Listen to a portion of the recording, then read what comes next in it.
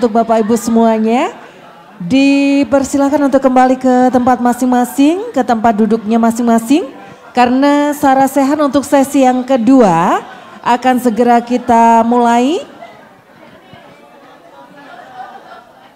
Monggo Bapak, Ibu, silakan kembali ke tempatnya masing-masing untuk kita mulai sesi yang kedua.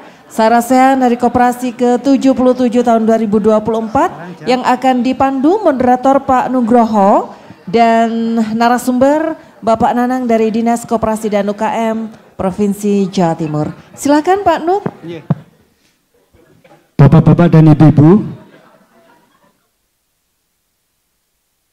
mari kita mulai season kedua karena waktunya sudah cukup larut. Dan ini tidak akan panjang lebar, kita langsung aja. Bapak-bapak dan ibu-ibu yang saya hormati, mungkin sesi kedua ini tidak seperti tadi. Kita ingin langsung apa yang jadi masalah kita bersama dengan narasumber Pak Nanang dari Dinas Koperasi UMKM Provinsi Jawa Timur.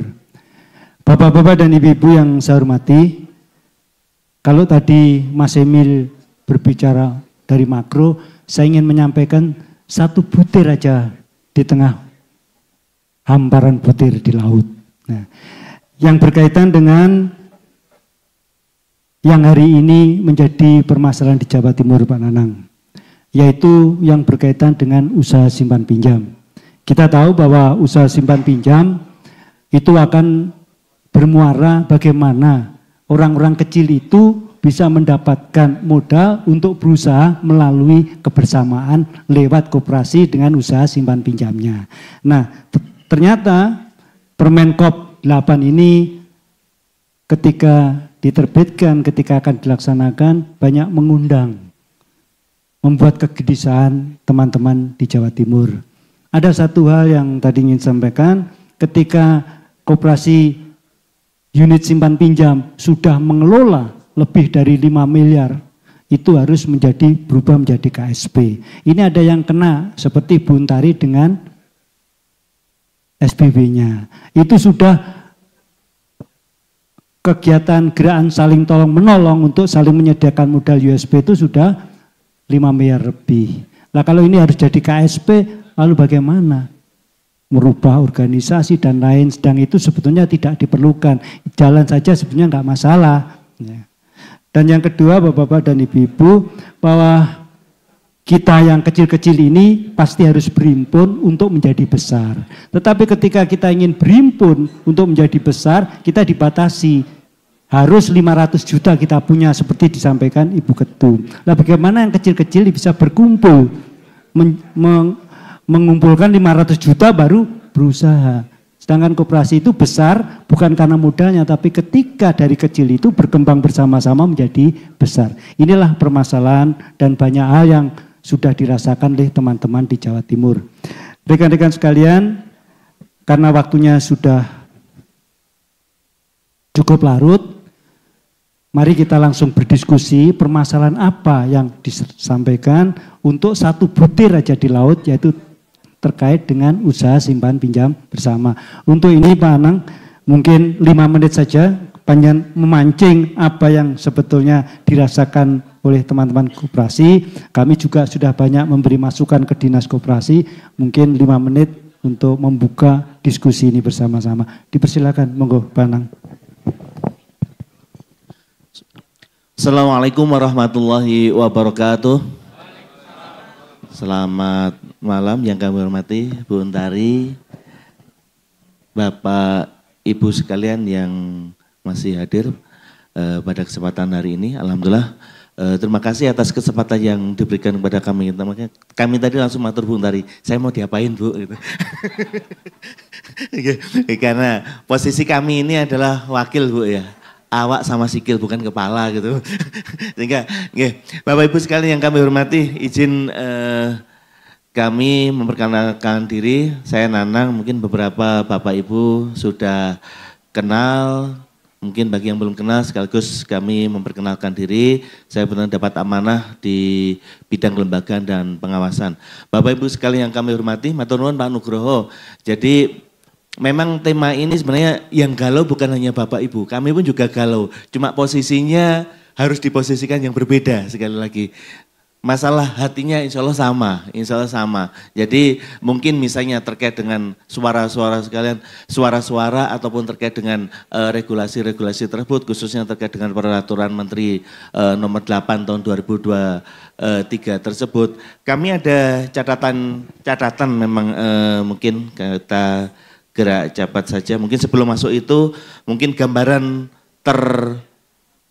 terkininya mungkin sebelum masuk ke itu bahwa koperasi di Jawa Timur ada 22.000 lebih, di mana koperasi aktifnya, di mana yang skala nasional ada 347, yang skala provinsi 1018 dan yang binaan kabupaten kota ada 20.658. Dari sekian banyak tersebut, yang untuk nasional yang ada di Jawa Timur yang melaksanakan RAT baru 15,27%, baru 15,70% yang ada di Jawa Timur, izin. Yang menjadi binaan provinsi dari 1018 tersebut yang melaksanakan RAT sampai saat ini baru 53,93%. Yang untuk kabupaten kota yang melaksanakan RAT baru 54,05%. Mungkin kenapa kami sampaikan data di sini? Kita sadari bersama terkait dengan posisi dan situasi RAT ini. Kami nyampaikan datanya adalah koperasi aktif ada 22.000. Pada prakteknya ternyata yang melaksanakan RAT baru 54-55%. Artinya ada 45 sampai dengan 47% teman-teman kita yang saat ini tidak jelas situasinya, tidak jelas kondisinya. Tentu ini nanti akan berpengaruh ke hal-hal yang lain. Apakah tadi salah satu tema yang disampaikan terkait dengan pembinaan, terkait dengan taat regulasi. Satu contoh lagi misalnya, ada yang sudah mengibarkan bendera putih, ngirim surat ke kami untuk dilakukan pembubaran. Namun untuk proses pembubaran kami juga tentu selalu konsultasikan kepada kementerian, persyaratannya salah satunya sebelum dinonaktifkan tentu harus diumumkan di media. Dan itu yang juga menjadi kendala tersendiri ya. Akhirnya kami guyonannya juga yang membuat aturan siapa ya konsekuensinya ke mana.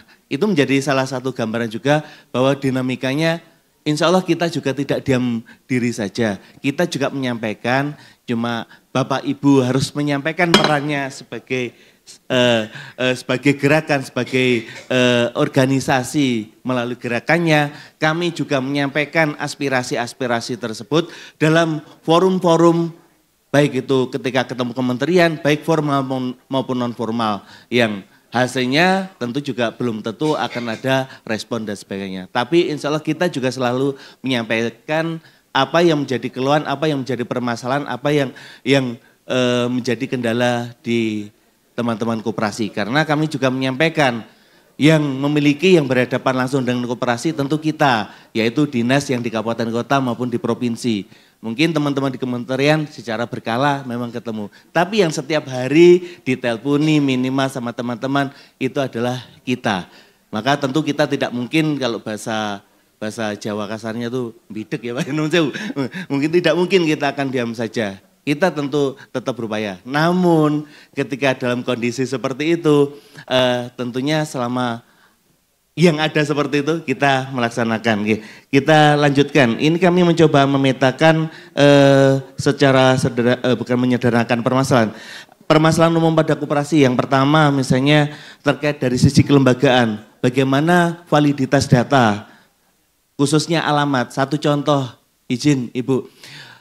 Pada saat kita melakukan verifikasi lapangan terkait dengan self declare beberapa waktu yang lalu, alhamdulillah kita melakukan pendampingan ada 393 koperasi yang kita dampingi dengan berbagai macam, semua opsinya tadi kami matur, semua milihnya adalah closed loop. Namun dalam realita dokumen yang terlampir, ternyata di catatan kami, catatan artinya bukan menjadi keputusan final nggih. Di catatan kami potensial open loop, misalnya seperti itu. Kenapa kita katakan potensial open? Karena memang dari sisi dokumen, dari sisi izin segala macam memang ada beberapa yang belum terpenuhi. Maka ada waktu yang tentunya kita sediakan untuk berbenah, untuk memenuhi hal-hal tersebut. Satu contoh misalnya, kemudian ada tim kami, Pak Sam yang senior di tempat kami terkait dengan di koperasi ini. Kita ngontak dari beberapa koperasi, jadi dari 393 itu ada kurang lebih 9 atau 10 yang mereka melakukan atau menginput self declare tapi status ataupun posisinya tidak jelas. Ketika dilakukan klarifikasi di kontak tidak bisa, bahkan sampai didatangi ke alamatnya. Satu contoh yang di Malang Pak Sam ya. Satu contoh yang di Malang didatangi alamatnya yang tertulis adalah rumah ini dijual gitu. Rumah ini dijual. Terus harus gimana lagi? Sampai saking buntunya teman-teman. Padahal yang tertulis di situ adalah alamat mereka yang penjual ataupun menjadi brokernya rumah tersebut. Dikontaklah alamat tersebut. Kita tidak tahu Pak, kita hanya dimintai tolong untuk menjalankan rumah tersebut dan lain-lainnya. Artinya itu juga menjadi bagian dinamika yang harus kami hadapi terkait dengan dari sisi self declare tersebut. Salah satunya adalah terkait dengan validitas data. Yang kedua terkait dengan izin usaha simpan pinjam. Ini menjadi bagian rangkaian yang tidak terpisahkan karena ternyata dari ketika ini salah satu hikmah yang kami dapatkan kita adanya self declare ini, ternyata ada teman-teman kita yang mereka misalnya sudah memiliki cabang segala macam, namun ternyata belum memiliki izin usaha simpan pinjam. Yang ketiga terkait dengan izin pembukaan kantor cabang. Kemudian juga tadi kami sampaikan di awal, yaitu koperasi tidak melaksanakan RAT. Ada yang mengisi untuk self declare, ternyata mereka juga ngakui belum melaksanakan RAT. Terus kemudian belum memiliki peraturan khusus, apakah SOM-nya, SOP-nya dan sebagainya. Itu yang terkait permasalahan kelembagaan. Selanjutnya terkait dengan dinamika adanya penipuan investasi bodong ataupun ilegal yang berkedok koperasi. Yang selanjutnya adanya KSP yang lebih banyak melayani bukan anggota atau melayani calon anggota dan menggunakan nama nasabah dengan memberikan bunga tinggi. Ini dinamika juga yang kami temui. Kemudian juga ada yang mengenakan simpanan pokoknya tinggi dengan tujuan agar tidak semua orang dapat menjadi anggota, menjadi eksklusif. Kemudian ada lagi yang mengenakan tingkat bunga simpan pinjaman, tingkat suku bunga pinjamannya sangat tinggi, melebihi dari aturan. Kemudian ini yang banyak juga dan ini menjadi bagian dari proses tadi pembinaan sekaligus menselaraskan dengan regulasi, yaitu terkait dengan laporan keuangan yang belum sesuai dengan peraturan. Dan yang terakhir di catatan kami adalah koperasi simpan pinjam dengan ekuitas di atas 5 miliar belum diaudit oleh akuntan publik. Karena memang ini salah satu regulasinya. Ini beberapa catatan yang dilakukan oleh teman-teman dan itu menjadi bagian dinamika yang kita hadapi. Pada saat ini kita masih dan sedang mendampingi karena ini juga menjadi salah satu yang menarik juga. Dari sisi kembali lagi fokus terkait dengan self declare sebagai bagian dari konsekuensi Permen 8 Pak Nugrong ya. Pengumumannya kemarin terkait dengan SE yang sebelum yang nomor 2 adalah tanggal 30 Juni harus segera dilaporkan. Ternyata kemudian ada perpanjangan waktu, jadi mungkin karena barengi dengan musim bola sehingga ada juga perpanjangan waktu gitu. Diperpanjang sampai dengan 20 Agustus. Apapun itu kita tetap berupaya untuk membersamai teman-teman dengan segala macam dinamikanya.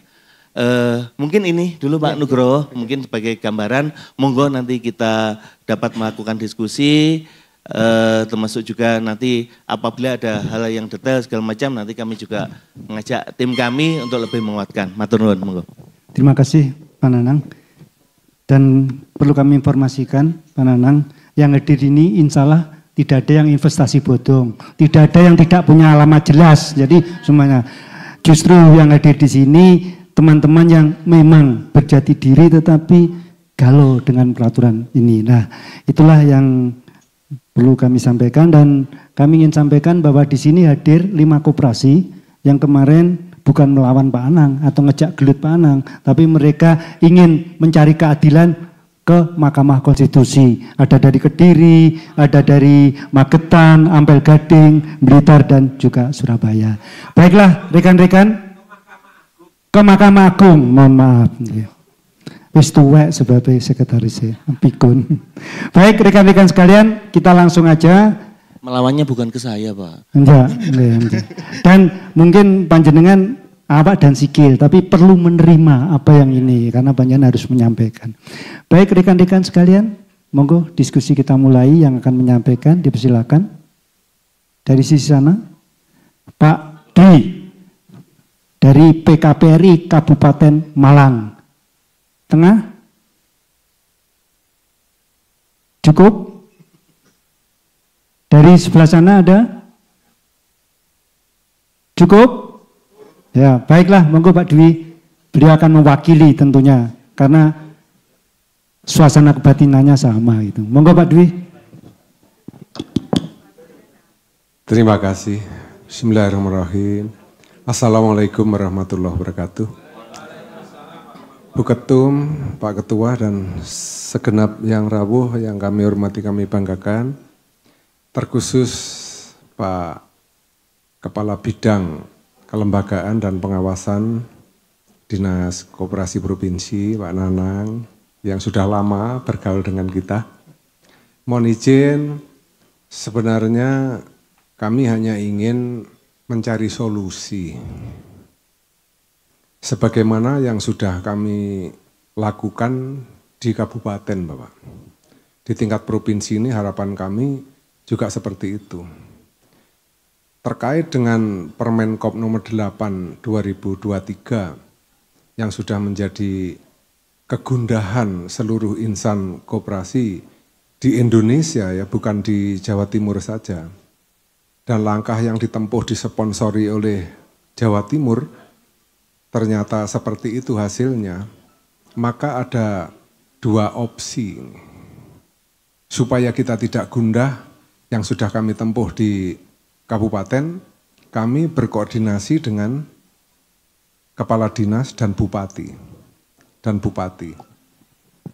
Agar pelaksanaan di lapangan yang tadinya menggalaukan ini, karena muncul koperasi kecil yang modal awalnya kurang dari 500 juta, sudah disarankan untuk merger. Ini yang sudah terjadi, tadi disampaikan Pak Nuk, ada 5 koperasi sebagai legal standing untuk ke uji materi ke MA, itu satu diantaranya adalah koperasi wanita di Kabupaten Malang. Mewakili 398 koperasi wanita yang di atas 500 juta itu menurut Bu Ketum, ya, diijir oleh Bu Ketum itu dapat dihitung dengan jari. Selebihnya di bawah 500. Dan dari teman-teman dinas itu pada saat pembinaan ke lapangan sudah memunculkan instruksi-instruksi dan wacana mereka agar merger. Itulah yang menjadi resah selama ini, menjadi resah. Nah, apa yang kami tempuh setelah upaya ini tidak membuahkan hasil yang sesuai yang diharapkan oleh kita semua, maka kami mengajak kepala dinas bersama Pak Bupati bagaimana supaya ini tidak diterapkan secara saklek. Tidak diterapkan secara saklek aturan ini. Tidak ada lagi ancaman-ancaman Anda merger. Korban satu desa dengan desa yang lain, merger, rusak, habis semua. Banyak yang menyampaikan, kalau itu diterus-teruskan, koperasi kami akan bubar Pak Cak.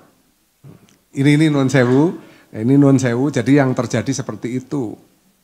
Termasuk syarat izin usaha simpan pinjam yang kedua yang meresahkan adalah harus adanya sertifikat uji kelayakan yang dimiliki oleh seorang pengurus atau pengawas diterbitkan oleh bupati, wali kota, gubernur, atau kementerian menurut tingkatan keanggotaannya. Ini juga menjadi keresahan yang luar biasa, dua poin ini. Kenapa? Karena pengurus pengawas ini berbatas waktu. Untuk di tingkat kabupaten keanggotaannya itu rata-rata untuk primer itu 3 tahun. Sedangkan uji kelayakan kalau ini hampir samakan dengan SKKNI, itu umurnya juga 3 tahun. Kalau ini diterapkan. Padahal setelah 3 tahun dan berbayar lagi 3 juta setengah ini. Ya, yang SKKNI ya, yang SKKNI saya bilang. Nah ini kan untuk uji kelayakan kan belum dilaksanakan. Ini yang menjadi kekhawatiran. Kalau ini nanti dilaksanakan dan berbayar seperti itu, padahal setelah 3 tahun dia memiliki sertifikat, apakah dia nanti dipilih kembali? Ini yang jadi masalah. Maka solusi yang kita tawarkan, monggo. Kalau ini nanti senada dengan SKKNI, ya, terapannya, tidak usah berbayar. Siapa yang bayar? Mungkin APBD. Nah, kalau seperti itu gak masalah. Gak masalah. Kalau toh memang berbayar, ya, maka mohon diterapkan kepada karyawannya, pengelolanya. Nah, tim manajemen yang menangani simpan pinjam itu. Ini Bapak, yang terjadi di lapangan seperti itu. Maka yang kita tempuh nanti ada 2 Pak. 1, dari pihak pemerintah, kementerian ini, mohon melaksanakan permen ini dengan arif dan bijaksana. Yang kami tempuh seperti itu, dari Kepala Dinas Koperasi di Kabupaten Malang bersama Pak Bupati sudah melingkar kami duduk satu meja bertiga menyampaikan ini. Mohon nanti arif dan bijaksana. Dan beliau berdua sudah sepakat dengan Dekopinda Kabupaten Malang. Nanti tidak ada lagi ancaman-ancaman, Anda harus merger, Anda begini. Nah, termasuk di Provinsi Jawa Timur. Ini harapan kami seperti itu Pak Nanang. Ya mudah-mudahan nanti Pak Nanang berkenan ini ya untuk ya senadalah dengan itu, arif dan bijaksana. Pilihan kedua Pak, kalau ini nanti mentok dari pemerintah daerahnya ini khususnya Provinsi Jawa Timur ini nanti masih tidak mau, tetap ngugemi bahwa ini permen. Saya ini ada orangnya kementerian, maka ini harus saya laksanakan. Saya kan hanya badan dan leher misalnya. Saya kan bukan kepala dan seterusnya misalnya. Maka yang terakhir nanti kalau orang sudah mentok Pak, kami ya hanya bisanya begini, ya kita berdoa saja. Mudah-mudahan nanti menterinya ganti, gitu aja. Kalau menterinya ganti, permennya diubah, selesai. Tapi itu kan nanti. Tapi saya yakin ya ini Pak Nanang nanti bisa kok ini menjalankan ini dengan arif dan bijaksana. Terima kasih. Saya akhiri. Wassalamualaikum warahmatullahi wabarakatuh. Baiklah, Pak Nanang, itulah aspirasi. Ada tambahan? Nah sebelum ke Pak Slamet saya ingin sampaikan, Pak Nanang, kami wakili juga bahwa salah satu yang menjadi keresahan teman-teman khususnya di lingkungan koperasi pegawai, hari ini PP 9 tahun 95 itu kan berlaku. Masih menjadi landasan hukum yang menjadi pedoman dalam rangka pelaksanaan usaha simpan pinjam. Di PP 9 tahun 95 itu di pasal 3 dan 4 disebutkan bahwa pengesahan badan hukum sekaligus izin operasional. Dan itu titik, tidak ada lagi di pasal itu penjelasan ada tindak lanjut peraturan-peraturan yang harus menjadi aturan turunannya. Misalnya dilanjutkan dengan peraturan menteri dan itu tidak. Jadi sudah final sebetulnya. Ketika ada pengesahan badan hukum sekaligus itu izin operasional sudah final selesai, tetapi ada peraturan menteri yang mengharuskan 8 untuk izin operasional. Nah ini kami mohon, ya saya tahu Pak Nanang nggak mungkin akan memutuskan, tapi sebagaimana harapan Pak Dwi itu bisa arif itu, karena di Jawa Timur secara faktual ada teman-teman yang melakukan usaha simpan pinjam itu berdasar PP 995 Dan itu selesai sebetulnya secara regulasi karena itu berlaku. Nah, kalau diuber-uber kan jadi rame. Nah, baiklah, ini yang dapat kami sampaikan tambahan. Selanjutnya monggo Bapak Ketua Dikopinwil.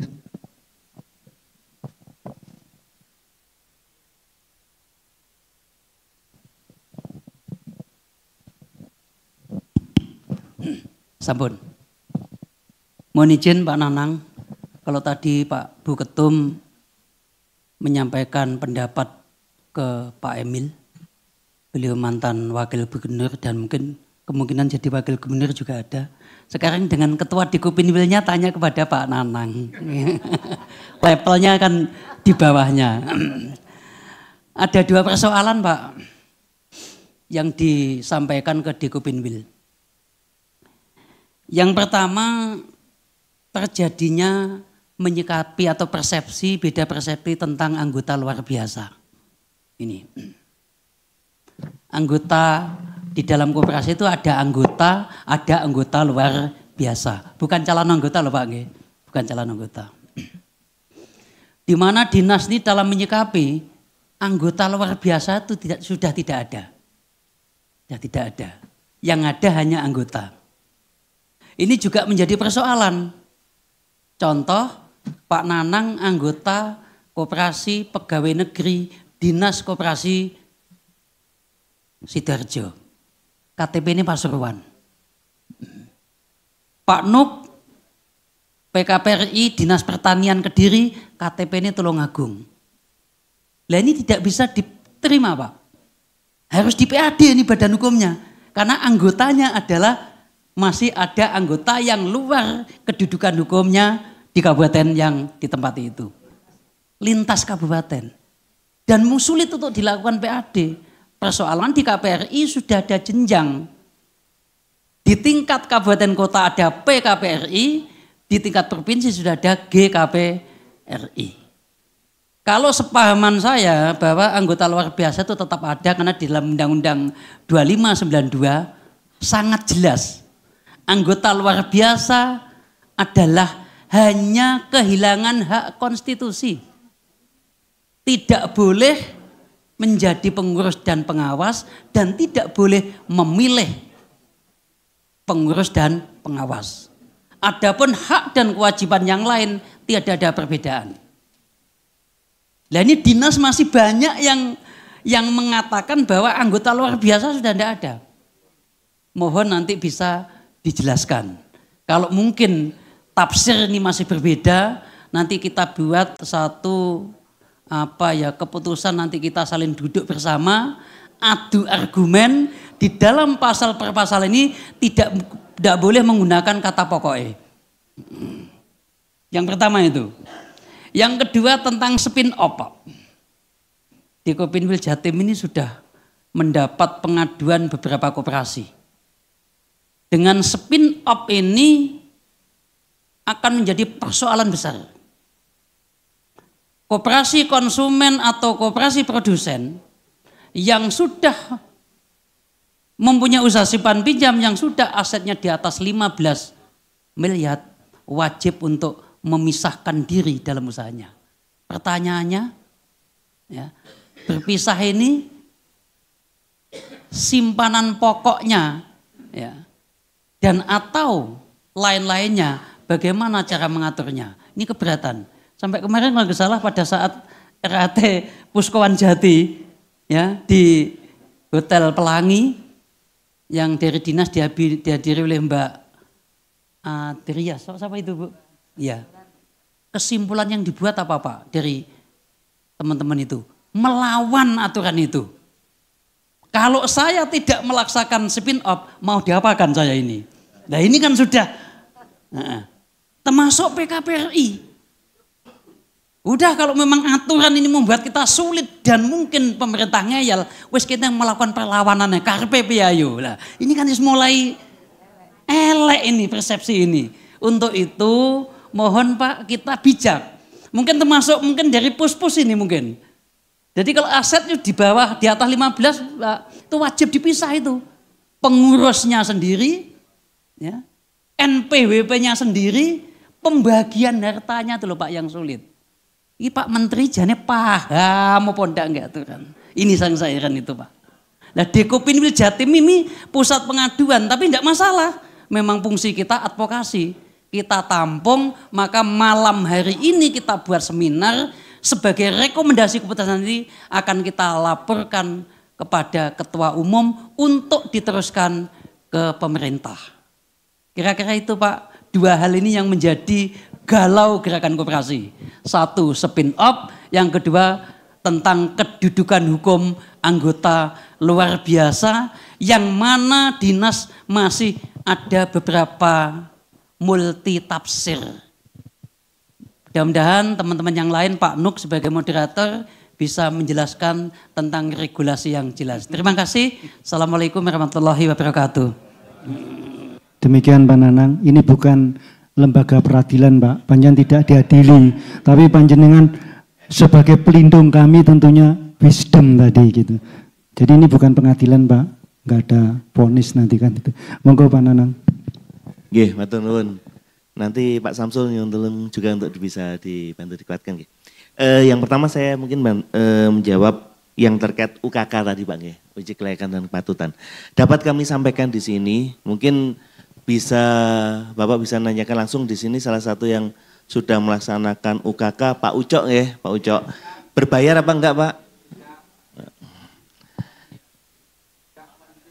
Ya, jadi kita sudah melaksanakan UKK kurang lebih ada sekitar 20-an Pak. 20-an insya Allah tidak berbayar.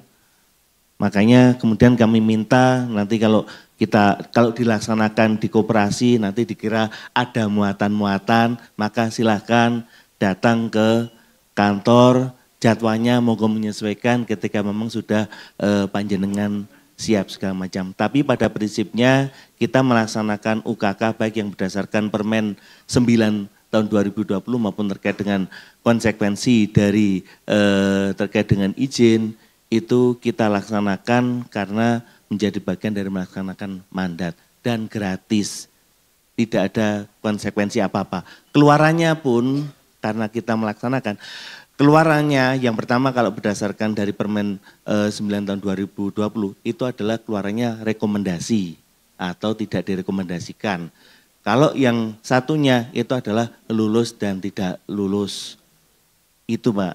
Jadi dan itu bukan diistilahkan sertifikat lah ya, karena nanti sertifikat nanti diidentikan kayak SKKNI yang harus berbayar. Tidak Pak, tidak berbayar. Itu pun kita melaksanakan sesuai dengan kapasitas kemampuan kami. Itu yang pertama. Terus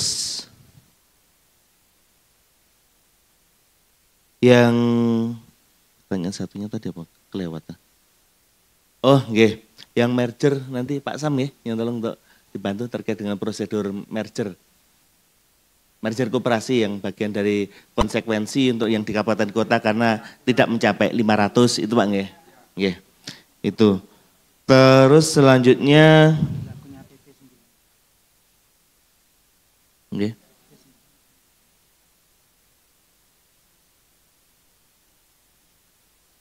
Nggih.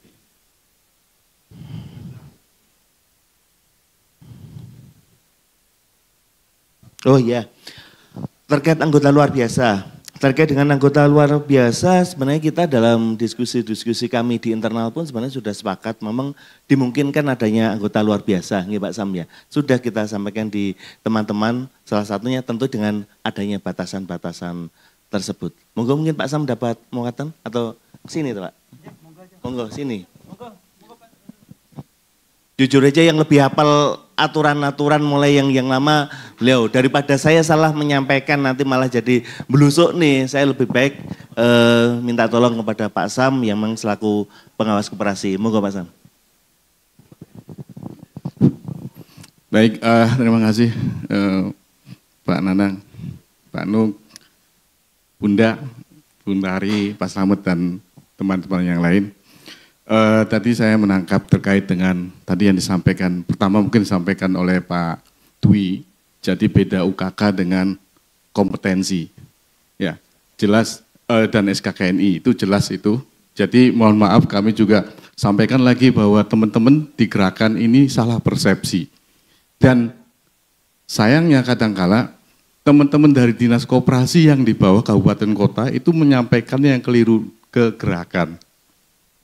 Antara UKK dan UKK dan SKKMI. Itu hal yang berbeda. Dan sekali lagi kami sampaikan Bapak Ibu terkait dengan UKK. Itu secara regulasi dan itu terasa manfaatnya. Ketika apa? Mungkin Bapak Ibu tanyakan kepada koperasi-koperasi yang pernah melakukan atau koperasi yang sedang mengajukan pembiayaan ke perbankan atau lembaga keuangan yang lainnya. Ketika salah satu pengurusnya bermasalah dengan slik OJK, tidak bisa dilakukan pencairan. Dan disinilah fungsi dari UKK. Mensaring pengurus, pengawas, calon pengurus, pengawas yang ingin menjadi pengurus atau pengawas di salah satu koperasi. Mungkin teman-teman di sini sudah pernah merasakan, ada yang pernah merasakan. Dan di koperasi kami pun di KPRI sama. Pada saat melakukan pembiayaan ke LPDB tidak bisa cair karena ada satu hal. Itu. Berikutnya Bapak Ibu terkait dengan saya untuk merger tadi. Ya, salah satunya lakukan oleh merger. Banyak memang pola-pola yang dilakukan, merger atau amalgamasi atau penggabungan. Nah, penggabungan ini memang perlu artinya bisa melalui pola 3 koperasi A, B, C, yang A masih utuh, B, C gabung ke koperasi A. Atau memang A, B, C membentuk koperasi baru, koperasi D. Koperasi A, B, C hilang, tidak ada, muncullah koperasi D. Memang itu adalah alternatif atau solusi ketika memang dipaksakan Permen 8 2023 itu harus dijalankan. Seperti itu. Berikutnya terkait dengan anggota luar biasa. Undang-Undang 2592 menyebutkan anggota luar biasa itu adalah bagi warga negara asing. Bagi warga negara asing yang berdomisili di suatu wilayah. Coba Bapak Ibu lihat lagi di Undang-Undang 2592. Bukan berarti bahwa ketika ya ada anggota dari luar, dari Jakarta, di Jawa Timur, KTP Jakarta, Jawa Timur, dia bergabung jadi anggota koperasi diakui sebagai anggota luar biasa. Kalau seperti itu, bagaimana maknanya dengan Undang-Undang Otonomi Daerah?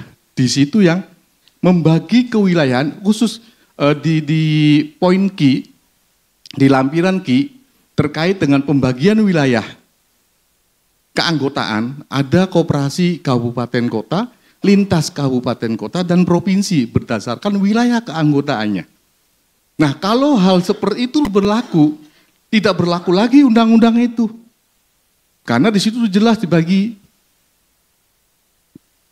Terus bagaimana dengan koperasi-koperasi struktural, koperasi-koperasi fungsional? Nah, disinilah mungkin tadi kearifan lokal Bapak Ibu. Kita bisa mendiskresikan misalnya.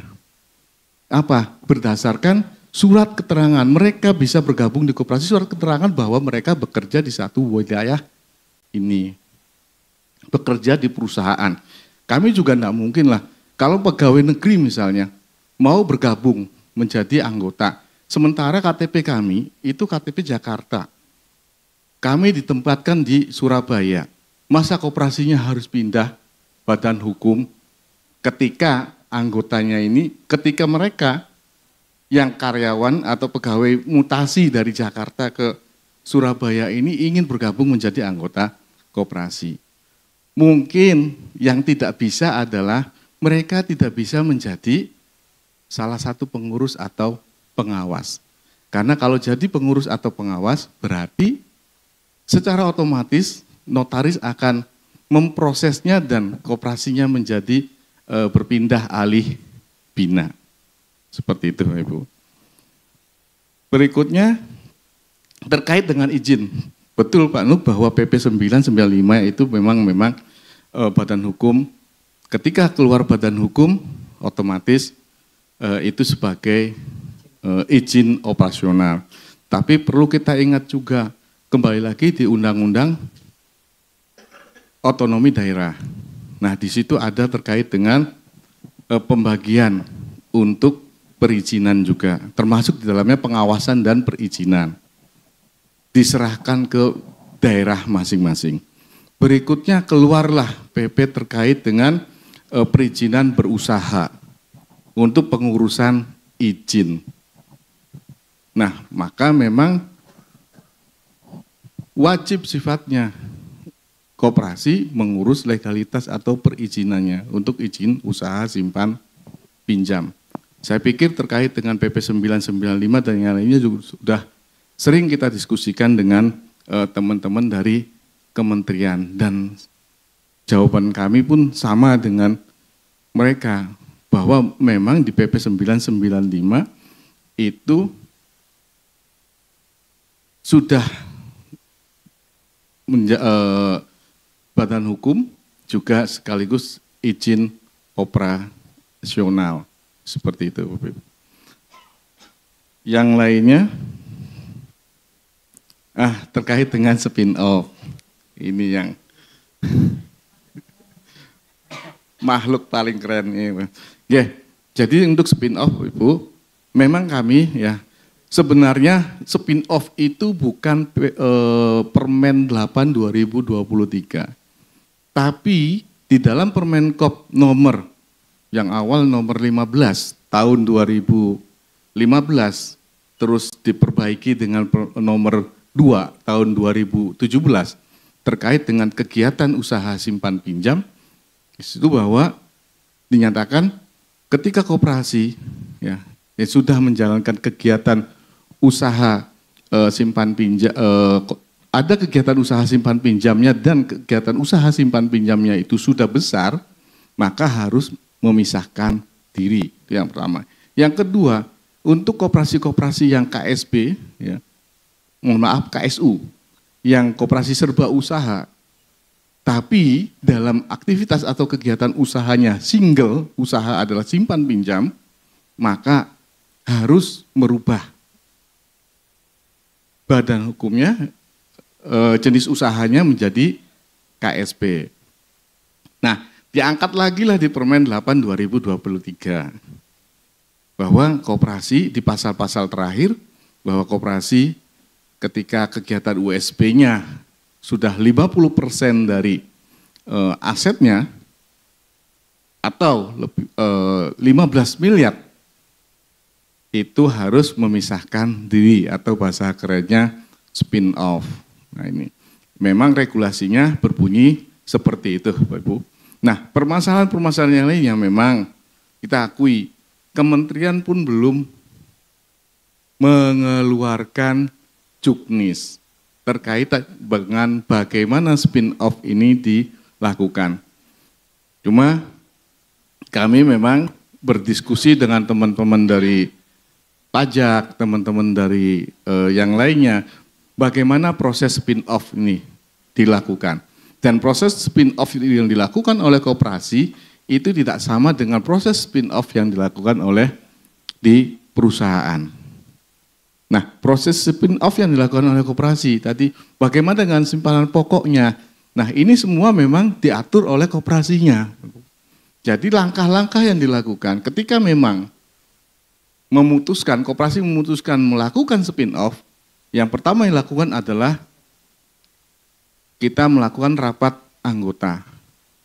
Anggota menyetujui melakukan spin off, setelah itu mungkin dibentuk tim. Nah, setelah dibentuk tim ini bekerja untuk bagaimana memisahkan aset-aset usaha simpan pinjamnya. Nah, sebenarnya aset usaha simpan pinjam kalau memang koperasi itu benar-benar dari awal menjalankan kegiatan usaha simpan pinjamnya sudah otonom, terpisah sendiri, maka lebih mudah prosesnya. Karena Bapak Ibu perlu ketahui, ketika koperasi menjalankan kegiatan usaha simpan pinjam, yang betul itu adalah pada saat kegiatan usaha simpan pinjam itu akan dijalankan, maka ada yang namanya modal di store, modal awal di store. Dulu saya masih ingat, dulu 15 juta. 15 juta. Nah, apakah mungkin koperasi simpan pinjam cukup 15 juta? Tidak, ada modal tambahannya. Nah, dari modal di store, modal tambahan ini, maka akan terbentuklah neraca otonomi untuk kegiatan simpan pinjamnya. Berikutnya, tinggal melanjutkan kegiatan-kegiatan usaha simpan pinjamnya itu secara otonom. Jadi ketika dilakukan pemisahan pun, itu lebih mudah. Karena sudah punya neraca sendiri. Baik asetnya maupun modalnya. Itu terkait dengan spin-off. Dan ini memang spin-off, mohon maaf Bapak Ibu, ini harus kita juga diskusikan. Kalau bisa mungkin dari Jawa Timur akan mulai bagaimana meng-FGD-kan spin-off, teknis pelaksanaan spin-off. Karena informasi yang kami terima pun dari Kementerian ya selaku yang menyusun regulasi ini kan belum ada bagaimana teknis pelaksanaan spin-off-nya. Kan seperti itu. Ya seperti itu Ibu ya. Jadi teknis pelaksanaannya itu seperti apa? Cuma tahapan-tahapannya saja yang mereka sampaikan seperti itu. Nah terkait dengan perpajakan kami sampaikan, ada enggak konsekuensinya dengan perpajakan? Ternyata katanya tidak ada konsekuensinya dengan perpajakan. Kami tanyakan ke kantor pajak, ke DJP. Kemarin pada saat ada seminar teman-teman dari DJP juga hadir, di situ kami sampaikan tidak ada. Terus bagaimana dengan kepengurusannya? Nah melihat kepengurusannya Bapak Ibu, ya melihat kepengurusannya, karena kegiatan WSP, ya kegiatan sektor real dan kegiatan di sini simpan pinjam, itu masih ada peluang bahwa pengurusnya boleh sama. Itu seperti itu Ibu terkait dengan spin-off. Terus untuk yang lainnya,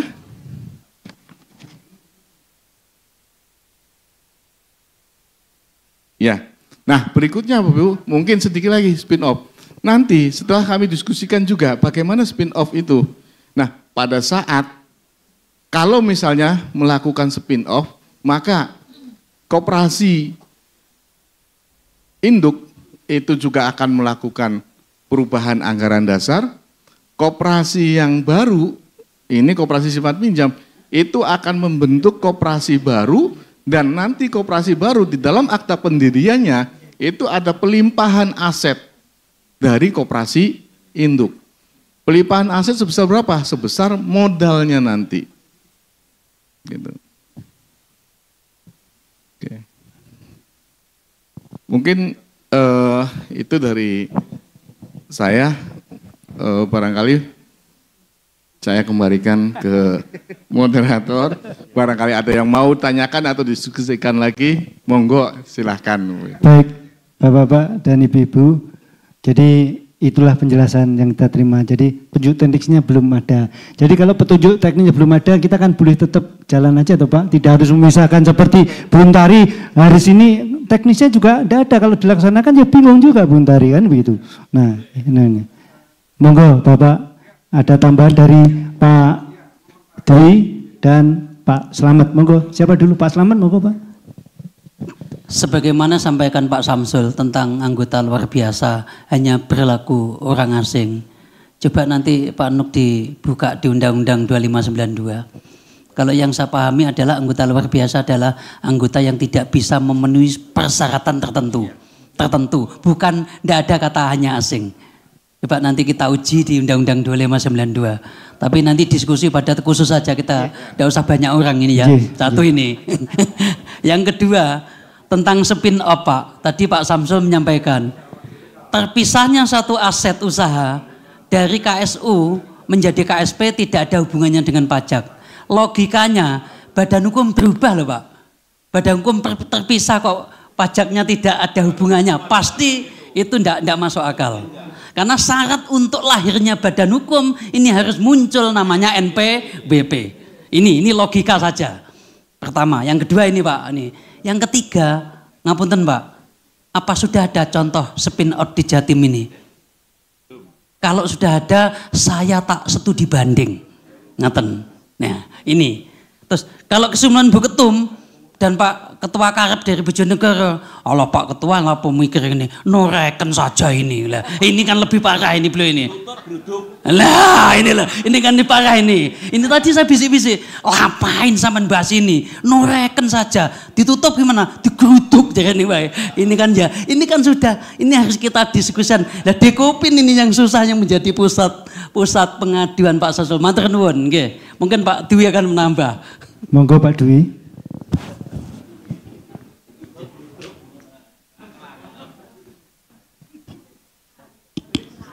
Terima kasih untuk yang kedua kali. Mohon izin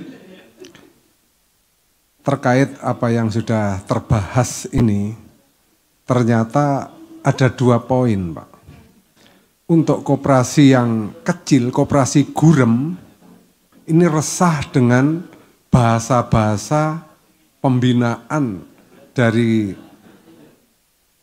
teman-teman dinas yang intinya kalau Anda masih kecil, sesuai dengan Permenkop nomor 8 2023 pasal 8. Kan begitu ya. Untuk melaksanakan ini Anda harus punya izin. Untuk memperoleh izin ini maka Anda harus melebur atau menggabung.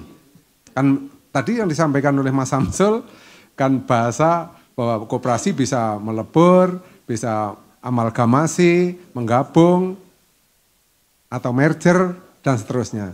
Yang kita masalahkan adalah koperasi kecil ini resah karena instruksi atau arahan-arahan dari pejabat dinas, Anda masih kecil, Anda harus merger. Padahal koperasi ini, Kopban itu di masing-masing desa Pak. Anggotanya juga di kelompok desa itu. Pada saat dia disuruh merger dengan desa lain, mungkin 3 desa atau 4 desa, ini masalah Pak. Yang jadi masalah kan itu.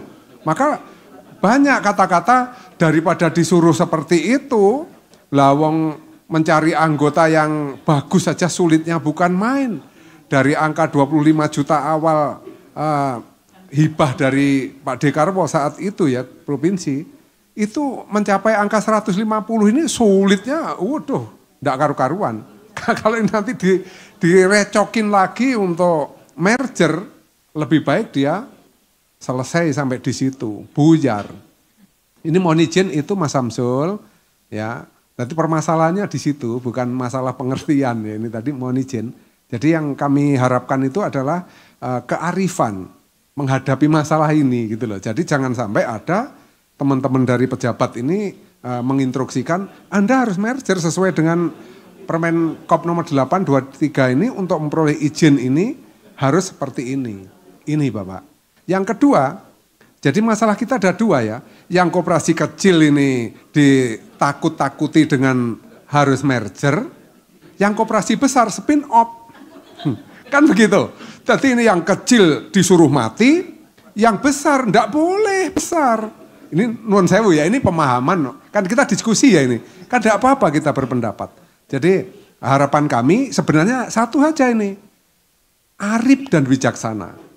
Jadi kalau memang spin off ini belum ada aturannya, belum ada rujukannya, ya enggak usah kita wacanakan, kita sampaikan di RAT misalnya. Anda ini harus siap-siap spin off. Enggak usah, jadi supaya enggak resah.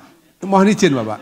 Jadi harapan kami seperti itu untuk menghilangkan keresahan bagi koperasi kecil untuk merger, koperasi besar untuk spin off. Jadi arahnya ke sana, Mas Samsul.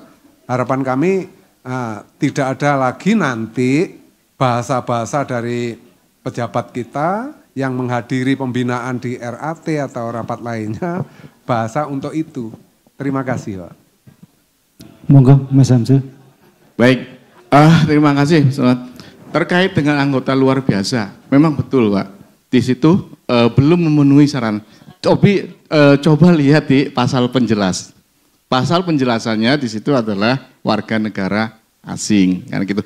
Memang, coba lihat Pak.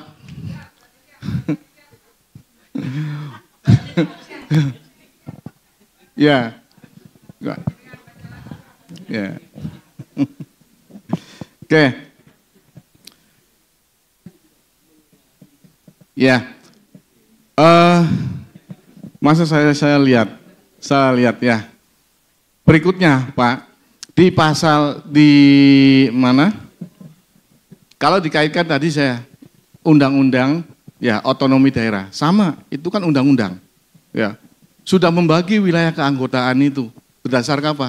Berdasarkan domisili KTP di situ, wilayah keanggotaan di situ. Jadi jelas. Maaf, bedanya di mana Pak? Ya di poin Q Pak, terkait dengan pembinaan koperasi. Badan hukumnya itu Pak, ini keanggotaan itu orang yang menjadi anggota. Dan ya, di situ badan hukum itu, ya badan hukum itu Pak, ya nanti kaitannya dengan keanggotaan, wilayah keanggotaan. Jadi gini Pak, ketika orang berkumpul memisahkan harta menjadi badan hukum, dia itu subjek hukum sendiri. Subjek hukum dia. Anggota ini hanya sebatas share yang diberikan. Jadi tidak ada kaitannya sama itu. Apalagi sekarang Sidoarjo sama Surabaya, orang beli rumah di Surabaya susah lah. Ya, terus di daerah lain. Tapi tidak ada penjelasan yang mengatakan orang asing, tidak ada Pak. Penjelasan pasal 18 ayat 2 tidak berkata begitu. Jadi ini PR kita diskusikan bersama, nanti kita duduk bersama, tapi yang terjadi beberapa tempat memang ada pejabat yang menyampaikan di RAT itu seperti yang disampaikan Pak Dwi Joko itu. Sehingga kita yang di Dekopinwil dan kami kebetulan berdomisili di daerah juga mendapatkan informasi-informasi yang demikian. Termasuk merger Kopwan ini rame Pak ini. Rame nih antar desa, bisa gelut gak karu-karuan ini. Ini emak-emak loh Pak, bapak-bapak ini rokokan ketemu bareng beres Pak. Nek emak-emak ini so tukaran gak karuan Pak. Betul ini beda ini Kopwan ini. Jadi menurut saya mungkin kita perlu diskusikan, kita berikan rekomendasi ke pusat. Kalau belum ada juknisnya, tidak ada sanksinya itu. Kecuali nanti ada juknisnya dan tidak dilakukan. Saya kira itu Pak, asas hukumnya kalau tidak ada aturannya tidak dilaksanakan, itu tidak ada, apalagi tidak ada sanksi untuk itu. Saya kira itu beberapa hal karena ini dapat meresahkan, dan kalau wanita resah ini kasihan bapak-bapak. ini Kopwan ini susah Pak. Ngomong sidia dicelatuake apa meneng ngomong akeh. Jadi saya kira ini bahan untuk kita bersama karena kami yang di Dekopin ini juga berhadapan dengan anggota. Tentunya kami tidak akan tidak membantu dinas, kami tentu membantu dinas yang sehari-hari ketemu dengan kita. Cuman ini perlu bahasa yang sama, pemahaman yang sama, dan sekarang ini sudah berbasis medsos. Kalau kita salah ngomong medsosnya teko dindi nih Pak. Jadi saya kira itu Bapak. Warga negara asing pun boleh, cuman beda provinsi. Ya, itu di undang-undang baru, undang 25. Tapi undang baru sudah Monggo Pak Samsul, tapi kami mohon sampaikan karena ini waktu juga yang batasi, jadi kita dibatasi oleh hotel ini jam 11 itu. Tapi nanti kesimpulannya Pertama, kami akan tindak lanjuti ini dengan diskusi bersama lebih efektif dengan dinas. Yang kedua mungkin kesimpulannya ketika itu ada hal yang belum ada teknisnya dan itu dianggap meresahkan, mungkin kita perlu koordinasikan lagi supaya tidak ada resah di lapangan, kan begitu Bapak. Monggo Pak Samsul. Oke, sedikit Pak, terkait dengan spin off. Kenapa sih sebenarnya harus dilakukan spin off? Ya, ini mungkin tadi bahasa mungkin katanya tidak boleh ya Pak ya. Nah, bahasa mungkin tidak boleh, tapi pengalaman di lapangan Bapak Ibu. Ketika koperasi menjalankan kegiatan simpan pinjam, menjalankan kegiatan yang sektor usahanya banyak dan ternyata usaha simpan pinjamnya lebih dominan. Banyak praktek-praktek yang terjadi adalah mismanagement atau salah dalam pengelolaan. Kegiatan-kegiatan atau uang-uang dana simpanan yang dihimpun dari anggota yang seharusnya disalurkan untuk kegiatan pembiayaan, ya, tapi tidak dilakukan untuk pembiayaan, justru mengembangkan sektor realnya. Ini hal yang keliru, karena perputarannya beda.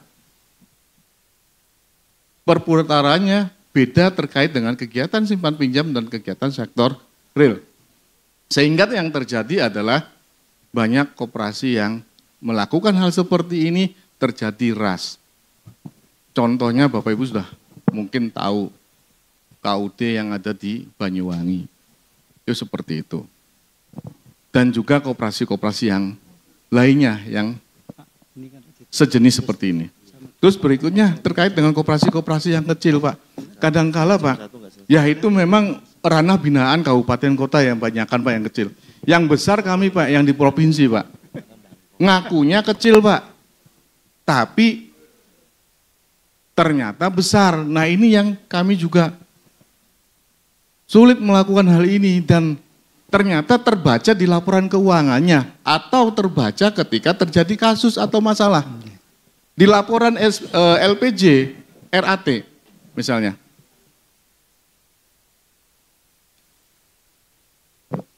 Laporan keuangannya neracanya hanya di bawah 500 juta. Tapi ketika terjadi kasus permasalahan di kepolisian, ada dana masuk mengalir di koperasinya 64 miliar. Ada koperasinya di Malang, provinsi. Dan itu Bapak Ibu dilakukan oleh siapa? Oleh salah satu oknum pengurusnya. Mereka menghimpun dana dari masyarakat masuk ke rekening bendahara atas nama koperasi dalam bentuk simpanan berjangka. Stempel koperasi dibuat stok. Uang tidak masuk ke koperasi. Uang dikelola oleh pengurusnya. Berikutnya ketika simpanan berjangka itu sudah jatuh tempo mau diambil tidak bisa. Karena dia menginvestasikan dana itu di sektor real. Dan kebetulan sektor realnya lagi jatuh. Akhirnya masuk ke ranah hukum. Nah itu hal-hal seperti itu Bapak Ibu. Jadi di kami memang yang provinsi yang kelasnya untuk koperasi-koperasi besar, ini Bapak Ibu tetap kami juga mengawal regulasinya. Seperti itu. Oke, terima kasih. Terima kasih Pak Samsul. Bapak-bapak dan ibu-ibu, kalau ini diskusi bisa sampai subuh gitu kan. Nah, kami mohon izin selamat dengar bagaimana karena sesuai juga dengan jadwal yang disampaikan panitia.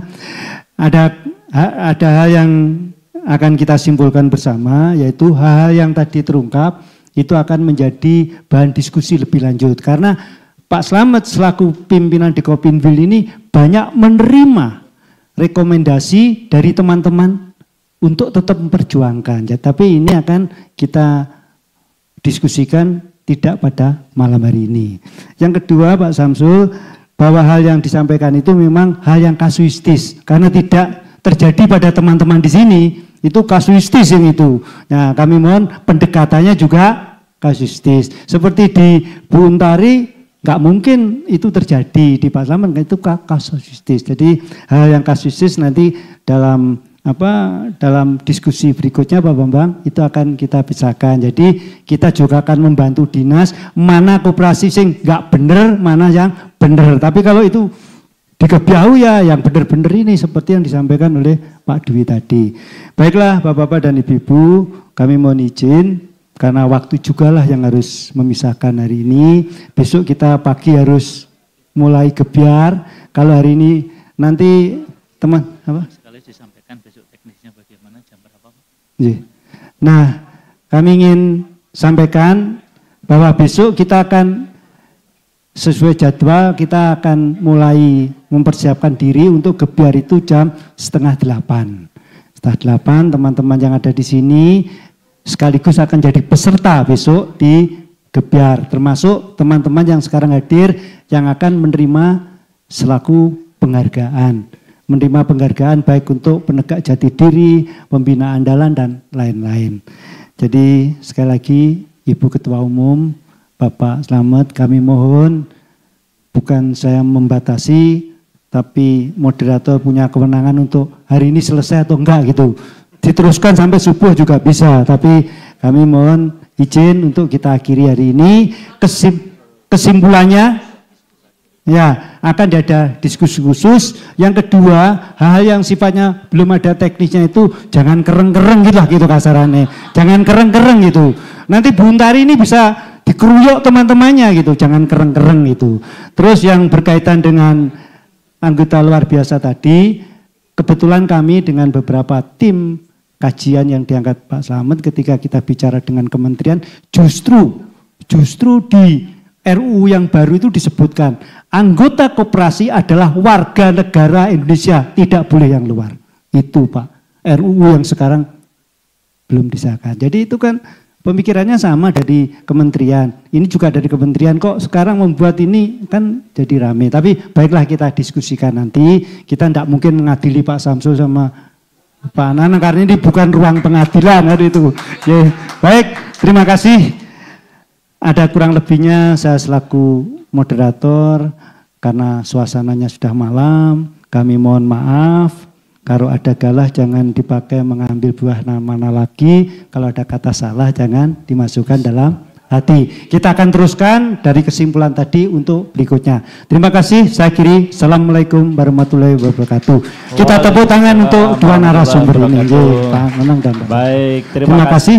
Kami kembalikan kepada pembawa acara. Terima kasih. Baik, terima kasih.